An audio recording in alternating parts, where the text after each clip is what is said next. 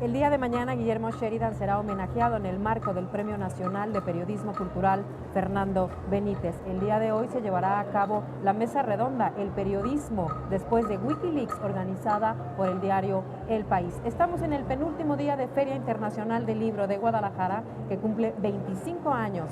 Comenzamos.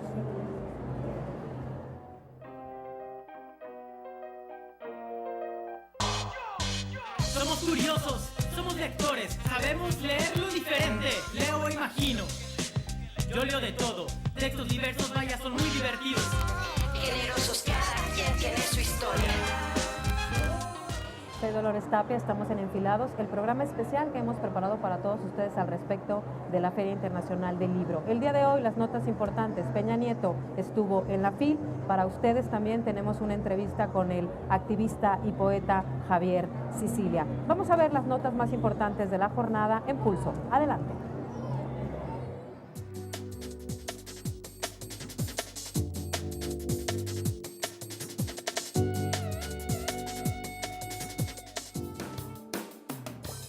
Antes de hablar de brechas digitales es necesario hablar de brechas cognitivas, y ambas como problemas fundamentales de los medios públicos.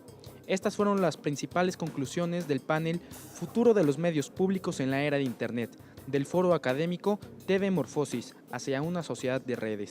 Cuando un medio como la televisión e Internet entran a la convergencia, a este proceso tan complejo que así se denomina, estaríamos pensando en que se funcionaran tanto las características de la televisión como las características de Internet, dando por resultado una potenciación.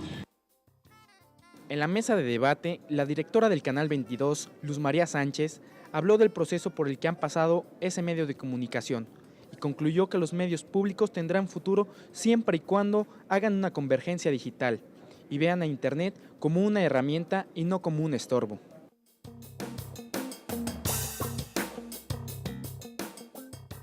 El público rebasó la capacidad del auditorio. Todos querían formar parte de este homenaje.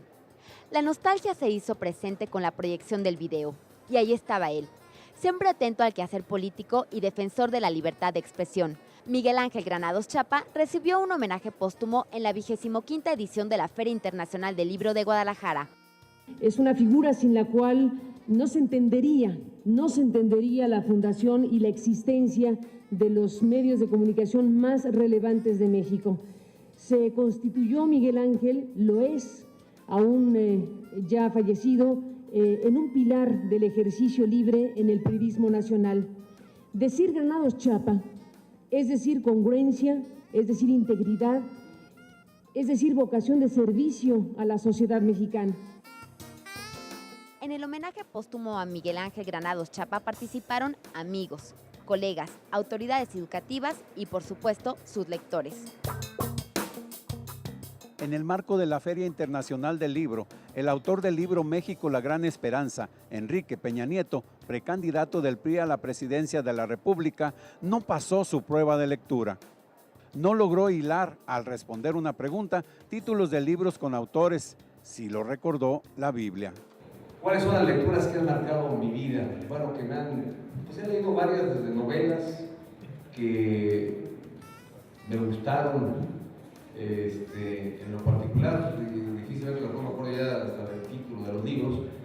La Biblia es uno. La Biblia en algún momento de vida y algunos pasajes bíblicos, no leí toda la Biblia, pero sí leí algunas partes de la Biblia. Sin duda, en alguna etapa de mi vida fue importante. La conferencia magistral por un acuerdo nacional para impulsar el desarrollo en México, dictada por Enrique Peña Nieto, precandidato a la presidencia de México por el Revolucionario Institucional, dejó esperanzas para Jalisco. De Jalisco y de Guadalajara especialmente, es sin duda la necesidad de mejores y más realidades. El tráfico es terrible.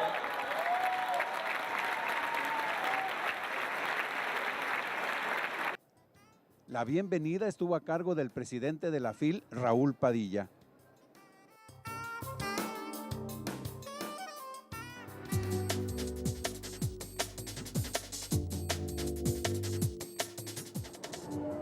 Estuvo en la Feria Internacional del Libro de Guadalajara el poeta y activista Javier Sicilia, quien vino a presentar su libro Estamos hasta la madre, y también sostuvo una charla con jóvenes preparatorianos. También entre sus actividades estuvo la presentación de la última edición de la revista Conspiratio misma que él dirige. Vamos a ver qué nos dijo Javier Sicilia en la siguiente entrevista. Adelante.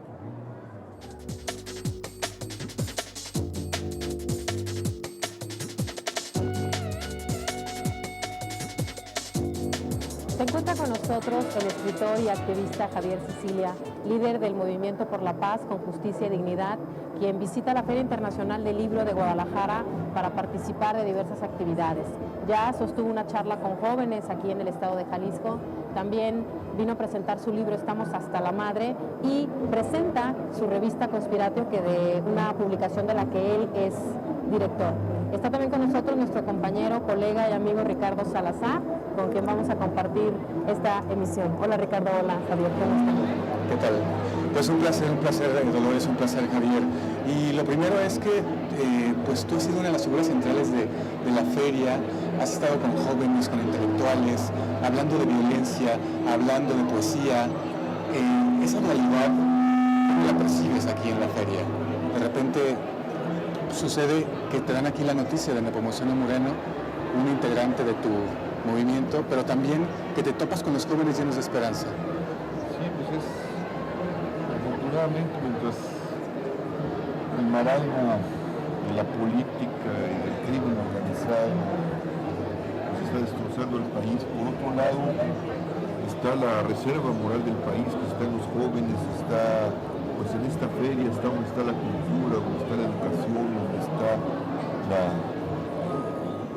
la memoria histórica de los seres humanos y la reflexión profunda sobre el ser humano, y eso evidentemente tiene que abrir un boquete, un hoyo de esperanza en medio de la tiniebla que nos rodea. Y creo que pues, los jóvenes con los que conviví, con los muchachos de la Prepa 5, gente de muy buen nivel, muchachos verdaderamente muy brillantes, se siente la esperanza. Y yo creo que nosotros nos hemos dado un buen presente, pero ellos depende ahora, junto con los que nos hemos dado cuenta de que esta situación no puede seguir, ir construyendo un nuevo presente para que no pierdan su futuro y no perdamos al país. Pero ahí está la esperanza frente a la tiniebla, frente al horror, frente a la muerte de Nepomuceno, que es un terrible presagio, un mal mensaje, un mensaje horrible, de que no solo a los ciudadanos se les cuida, a los ciudadanos que andan buscando a sus hijos desaparecidos, sino que se les mata y además el Estado los criminaliza. Claro. En ese sentido, ¿cómo te tomas que algunos políticos en el banco de la feria vengan y digan que condenan este asesinato, pero que en realidad forma parte de una estructura de poder que está, digamos, validando o olvidando o ignorando en la realidad que gente como él muera? Ese problema son las contradicciones del poder, ¿no? El poder tiene un divorcio tremendo para hablar de la palabra, un divorcio tremendo entre la palabra y el acto. Después están llenos de retórica, llenos de demagogia, ¿no? Porque sus palabras no encarnan la realidad. Simplemente hay que ver a este hombre, Nepomuceno, que le dice al presidente de la República en el segundo diálogo de Chapultepec, que está amenazado de muerte, que está buscando a su hijo, le entrega el expediente, que se habla con el gobernador, para decir estoy en peligro, que ha denunciado a la policía, y la respuesta es el asesinato, y la respuesta sobre el asesinato es la criminalización. Entonces, pues hay el divorcio, pues sí hay mucha buena voluntad, mucho discurso, mucho estar del lado de la ética, mucho estar del lado de la justicia, y por otro lado la realidad es esa. Oye, y una cosa que es tristísima es que justo el discurso, y perdón Dolores, ya te daré enseguida la palabra, justo el discurso es de criminalizar y de poner buenos y malos. Y lo que yo hago siempre es lo bueno y lo que hacen los otros siempre es los malos.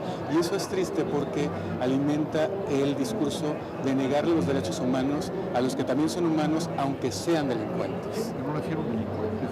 El Estado tenía que preguntarse qué no estamos dándole al país. ¿Qué no hicieron, verdad? Al delincuente. La sociedad también que no le estamos dando entre nosotros mismos para que se produzcan delincuentes. Claro. Y además es una Es la mentalidad infantil indigna de un político o de cualquier instancia de lo político.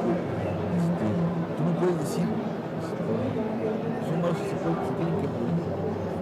Es una indignidad, es un infantilismo, ¿no?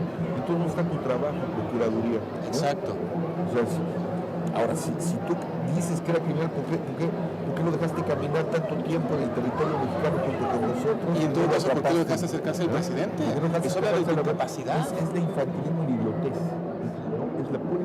Estamos gobernados gran parte por gente muy inepta que no está cumpliendo su función. Sobre todo los procuradores. Exacto. Y los gobernadores a los cuales los procuradores le rinden, dependen de los gobernadores. Entonces ahí hay un portugués y luego pásaselo a la policía y entonces tenemos este cóctel de que hay muertos, desaparecidos y nadie puede dar, las estructuras del Estado cuenta de ellos. Sí, en ese sentido no puede dar cuenta de la ciudadanía. Es tremendamente grave y terrible.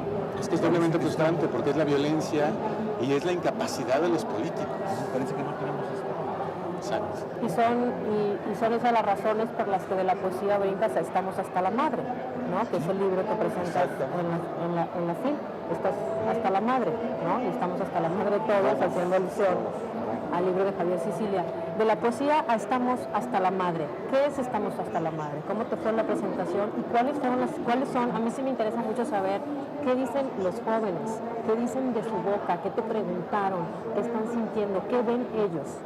Porque no ven lo mismo que nosotros, y muchos de nosotros no vemos lo mismo que tú, Javier. Ellos también están hasta la madre, estamos robando el futuro.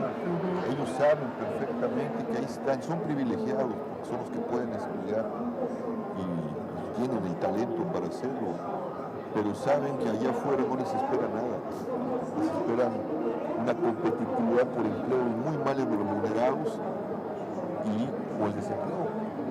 Entonces están hasta la madre, ¿no? Están hasta la madre de la muerte, están hasta la madre de prender la televisión y mirar que hay descuartizados, que no vivimos en un mundo fraterno. Están hasta la madre de que ya no tienen país, de que estamos perdiendo el país. Pero tienen una gran fuerza moral, ¿no? A pesar de eso, ahí están haciendo su vida para participar. Ellos mismos me preguntaban, ¿y cómo participamos? ¿Y cómo participamos? Pues hay que salir a las calles, hay que juntarse con otros, hay que juntarse en redes, hay que ir a las organizaciones civiles, porque les digo, el aprendizaje es eterno, todos seguimos aprendiendo. Es cómo vamos aprendiendo y cómo vamos participando en nuestra vida civil, nuestra vida política, nuestra vida ciudadana. Y ellos están muy de acuerdo, ¿no? Están buscando esas fuentes. Y lo interesante es eso, que a uno lo reciben bien porque encuentran una consonancia moral, no la consonancia retórica de los políticos, en donde la palabra y el acto está divorciado, ¿no? Y la ética es eso, la ética no es un discurso en la boca, no es una enseñanza, no es una materia, se enseña por contagio. Yo quisiera... Porque alguien es bueno, porque alguien es generoso, uno quiere ser bueno o generoso. Aludiendo al tema de que dejaste de escribir poesía, hace unos días tuve una entrevista con una escritora que decía, el hecho de nombrar las cosas es exorcizarlas y a veces el compartirlas nos hace curarnos. ¿Sí? Y yo me pregunto si espiritualmente no necesitaríamos como recurrir a la poesía para aprender a mirar este México. Sí, pero ahí están los poetas, ahí está la poesía, hay que leerla, hay que compartirla, hay que escucharla y dejarla reverberar en el silencio y después hablar a través de ella para recuperar los significados que perdimos. Yo creo que es importantísima la palabra, y sobre todo la palabra poética, porque el poeta ancestralmente es el que le devuelve los significados originales a la tribu, o al pueblo, o a la gente. Es donde la gente ve su alma, ¿no? El último gran poeta de esa naturaleza, donde el etos, el alma del pueblo de México se miraba y se sentía a través de la voz de ese poeta, pues era Jaime Sabines, ¿no? y llenaba auditorios como una estrella de rock, pues. Aquí mismo en la Feria Internacional del Libro es uno de los momentos más memorables. El auditorio más grande, y cuando más grande se hizo, fue para escuchar poesía, fue con Jaime Sabina. Y ahí tienes un poema para reflexionar sobre el dolor y la muerte, no tiene que ver con el crimen, pero sí con la muerte y el dolor, algo sobre la muerte del mayor Sabina. Exacto. Claro. La indignación de este hombre frente a la muerte, ¿no? Pues de ese tamaño tenemos que estar indignados los mexicanos, no frente a la muerte de lo natural, es la indignación que le provoca a Jaime Sabina la muerte de su padre por vejez, por el cáncer. Pero nosotros nos tiene que llevar a una indignación mayor a partir de la voz del poeta por estas muertes de inocentes, por estas muertes de niños, por estas muertes de nuestros muchachos, son los que más están muriendo, los que más afectados son por la violencia, ¿no? Mallarmé decía que esto que comentabas tú, que finalmente la voz poética del poeta se vuelve un líder tribal, un líder de la tribu. ¿Tú te sientes como tal, tú mismo? Pues yo me siento como parte de la voz de la tribu, ¿no? Es decir, como poeta, pues he sido una especie de voz de la tribu, como que a partir de lo que he dicho y ha dicho el movimiento, nos estamos diciendo muchos mexicanos, estamos como recuperando los significados que el crimen y la retórica política nos han borrado, lo humano que debe de ser el fundamento de la vida social, de la vida civil, de la vida, pues de la vida humana, la vida en la que nos movemos los seres humanos, en la que somos. En ese sentido sí, y otro, es a través de, yo siempre en los templetes hablo hasta el final y doy un discurso muy pequeño, pero como que me retiro como para que los otros hablen, para que las víctimas hablen, para que la tribu se exprese y diga a través de su dolor lo que le hace falta a esta nación, los significados que perdimos. El poeta, perdón, el autor Fernando Sabater hablaba en una conferencia de prensa durante esta feria acerca de cómo se iba a terminar la espiral de la violencia. Y también le preguntamos a Fernando Vallejo y coincidían en que la espiral de la violencia es tal que si ponen al ejército se corrompe, que si ponen la marina se corrompe. En ese sentido mucha gente tiene como la desesperanza y se pregunta, bueno, ¿y cómo va a terminar esto? Legalizando las drogas, ¿qué tenemos que hacer o qué incluso puede hacer uno mismo para no seguir, como decía Salvador Camarán en un artículo en El País, estando frente a cada vez más estos antes no pasaba? Yo creo que hay que rehacer lo que ya también se volvió es una metáfora, pero ya tampoco nadie sabe qué significa rehacer tejido social, ¿no? ¿Cómo nos juntamos? ¿Cómo nos volvemos otra vez cohesión humana independientemente del Estado? Y a partir de eso exigirle al Estado, pero protegernos. Para mí me es muy sorprendente cuando íbamos al norte, que son sociedades mucho más atomizadas, mucho más individualizadas por el esquema económico, pues lo que recogimos fue dolores, víctimas de secuestro, de desapariciones, de asesinatos, de amenazados. El dolor de las personas violentadas a lo largo del camino del norte era mucho. Cuando nos vamos hacia el sur, vemos agravios sociales, menos dolor de víctimas como en el norte, ¿no? Porque gente que no tiene que comer. Sí, pero sin embargo, conforme uno se va hacia sociedades con mayor tejido social, donde lo primario no es lo económico y el consumo, como las comunidades zapatistas, como las comunidades indígenas, el Guerrero, ahí el crimen casi no está. Claro, se han organizado de otra manera también, dependen de otras cosas. Exactamente, y se miran como hermanos, se miran como un común, como una comunidad. Entonces, donde está atomizada la sociedad y donde todo se le ha dejado al Estado en cheque blanco para que hagan y deshagan en nuestro nombre, es donde campea más el crimen, donde la sociedad se articulan comunitariamente, el crimen se desvanece, ¿no? Y era muy interesante cuando llegamos al territorio zapatista a visitar a Oventica, al caracol de Oventica. Yo les digo a los comandantes que nos estaban apoyando, AFIS y ministeriales de Morelos, les dije, aquí no van a poder entrar. Y los AFIS me dicen una cosa, porque habían sido los guardaespaldas de don Samuel Ruiz. Me dijo, ni se preocupe, aquí todos estamos seguros. Está buenísimo. ¿No? Es decir, y eso es lo que no entiende el gobierno, que lo que tenemos que hacer es tejer tejido, pero tejer tejido es con la gente, no imponiéndole o no haciendo infraestructura desde arriba hacia abajo, sino con la gente. Sí. Ahí se ve muy claramente el divorcio entre el Estado y la gente. Nada que ver con la violencia, pero me recuerda un caso que justamente ilustra lo que dices. Es mucho menos dramático, pero igual de efectivo. En la colonia americana de Guadalajara, de repente, cristalazos a cada rato, robo de autoestéreos, robo de bicicletas, y entonces lo que hacen es empezar a detectar que existía y que le estaba pasando al vecino de enfrente, al de al lado y al de allá. Y entonces nos juntamos los vecinos y dijimos, pues, como la policía no está haciendo lo propio, pues nos cuidamos. Y si vemos a alguien raro, luego, oye, viene contigo y tal. Y a su vez se formó una organización para exigir que hubiera mayor vigilancia. ¿Y sabes cuántos robos de bicicletas, cristalazos y demás hay hoy? Ninguno. Pues es eso, esa es la desgarradura del tejido. Yo me atrevo a decir que, y estás aquí para corregirme, que está sucediendo algo muy interesante. En cierta medida, ahora que hablas y que nos hablas de los diálogos que sostienes con los jóvenes, antes los jóvenes o cuando fuimos más jóvenes no teníamos conciencia de muchísimas cosas porque no estaban en nuestro entorno y no eran dichas en la televisión ni en la radio. ¿Sí me explico? En ese sentido yo sí creo, Javier, que a partir de una experiencia sumamente dolorosa, personal, y que de pronto sacaste a la luz y encabezaste este movimiento y que le diste rostro y nombre a muchas cosas que no se daban, hay cierta responsabilidad que tienes en esto y al mismo tiempo creo que esto está provocando un cierto despertar en sectores que antes estaban dormidos. ¿No es así? Sí, yo creo que sí.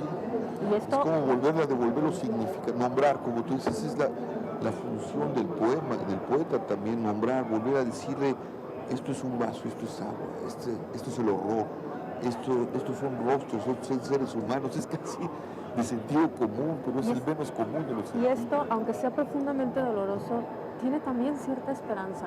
Y creo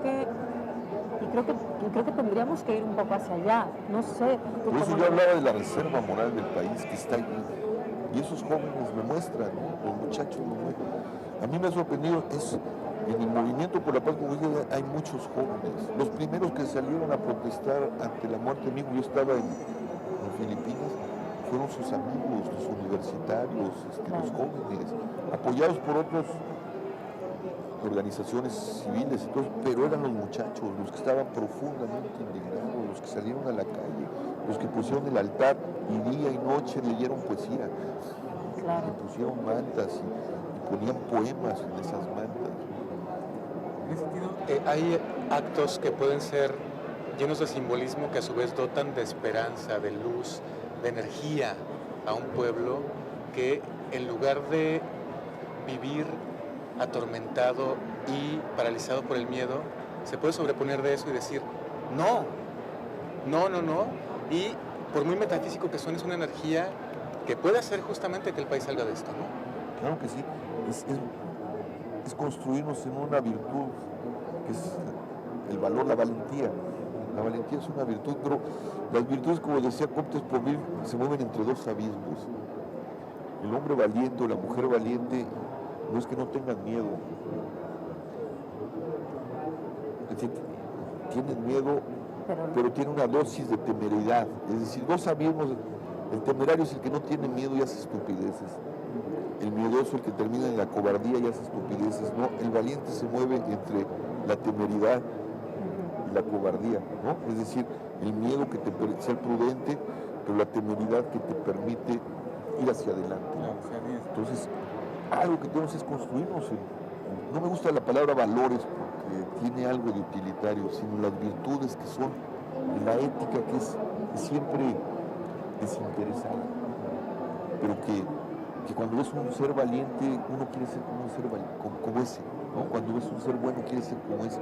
Entonces yo creo que nos construyendo en eso, pero solo se ve cuando la gente lo hace, cuando rompemos y empezamos a cultivar la ética, ¿no? Hay que ser valientes, sí, quiere decir que no tiene miedo, sí tiene mucho miedo, pero es más importante decir no, porque si les digo sí, me acobardo, perdemos nuestra dignidad. Claro, de se seres pierden humanos. más. Se Se pierde pierden más. más. Nos Hay perdemos como seres una humanos. corriente de pensamiento que responsabiliza un poco de este espiral de violencia a quienes se drogan. ¿Tú qué piensas al respecto?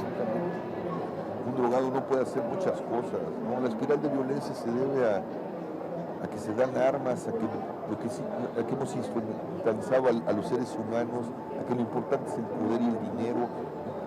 Pues evidentemente la droga la potencia, pero puede potenciarlo cualquier otra cosa, ¿no? El alcohol lo puede potenciar, no, el problema es mucho más estructural, es que hemos perdido de vista la dignidad humana por encima de cualquier cosa y hemos privilegiado lo económico y el consumo por cualquier otra cosa, y al volver a los seres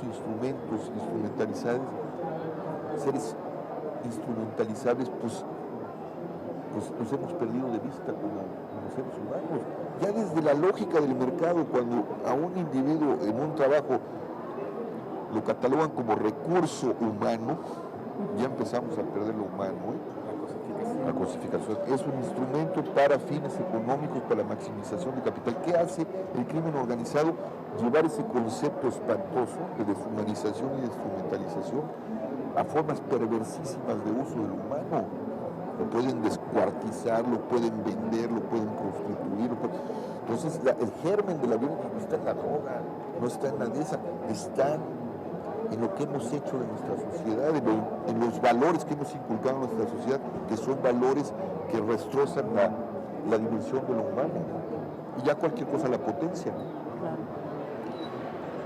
Ya nos están apurando Sí. a que terminemos. Yo tengo una pregunta. ¿Vas a volver a escribir poesía? Yo creo que no. Digo, escribiré poesía de otra manera, ¿no? Porque un poeta no es algo que te lo quitas, Claro. te lo pones, es una gracia, es una manera de ser ya, de mirar, de oír, de sentir.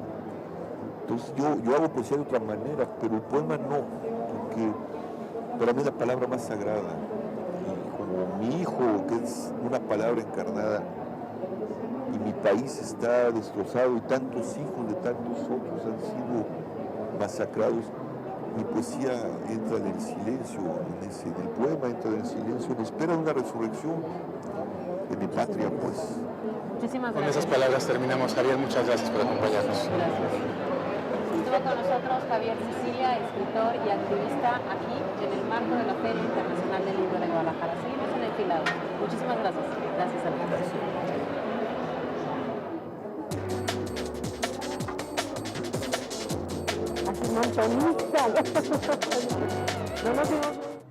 Muchas gracias por habernos acompañado. Soy Dolores Tapia. Les recuerdo que estaremos transmitiendo mañana a las 12:30 del mediodía desde el corazón de la FIL. Muchísimas gracias. Hasta mañana.